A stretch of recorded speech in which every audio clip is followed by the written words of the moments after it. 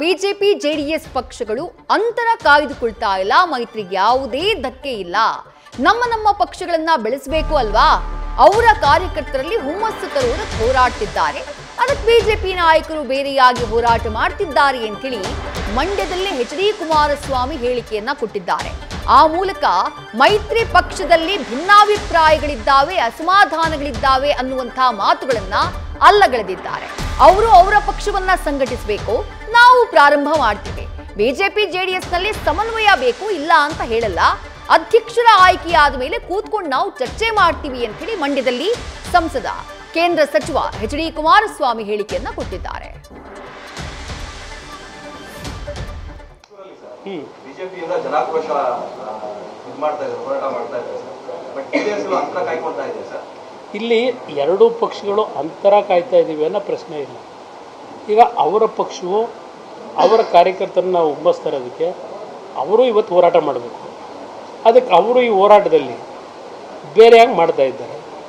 ನಮ್ಮ ಪಕ್ಷವನ್ನು ನಾವು ಸಂಘಟನೆ ಮಾಡಬೇಕು. ನಾವು ಸಹ ಬೇರೆ ರೀತಿಯಲ್ಲೇ ಈ ರಾಜ್ಯದ ಹಲವಾರು ಅಕ್ರಮಗಳೇನಾಗಿದೆ ನಮ್ಮ ಪಕ್ಷವು ಪ್ರಾರಂಭ ಮಾಡ್ತೀವಿ. ಹಾಗಂತ ಯಾರೂ ಅನುಮಾನ ಪಡೋದು ಬೇಡ. ಮೈತ್ರಿಗೆ ಧಕ್ಕೆ ಇಲ್ಲ. ನಮ್ಮ ಪಕ್ಷಗಳನ್ನು ಬೆಳೆಸಬೇಕಲ್ಲ.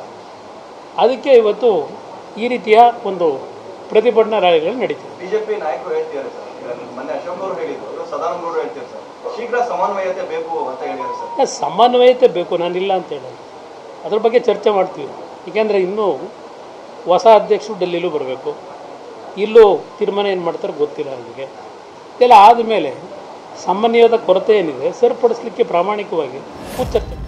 ಒಂದ್ ಕಡೆ ಬಿಜೆಪಿ ತನ್ನ ಜನಾಕ್ರೋಶ ಯಾತ್ರೆಯನ್ನ ಆರಂಭಿಸಿದೆ, ಮತ್ತೊಂದ್ ಕಡೆ ಜೆಡಿಎಸ್ ತನ್ನದೇ ಆದಂತಹ ಪ್ರತ್ಯೇಕ ಸಮಾವೇಶಕ್ಕೆ, ರಾಜ್ಯ ಕಾಂಗ್ರೆಸ್ ಸರ್ಕಾರದ ವಿರುದ್ಧದ ಹೋರಾಟಕ್ಕೆ ಸಿದ್ಧತೆಯನ್ನ ಮಾಡಿಕೊಳ್ತಾ ಇದೆ.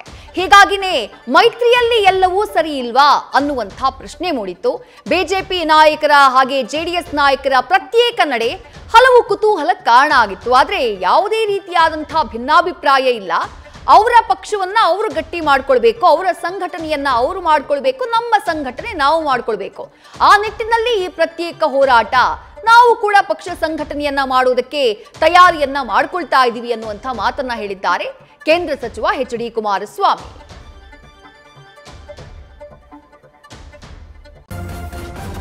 ನ್ಯೂಸ್ ಫಸ್ಟ್ ನಿರ್ಭೀತಿಯಿಂದ ನಿಮ್ಮ ಪರವಾಗಿ.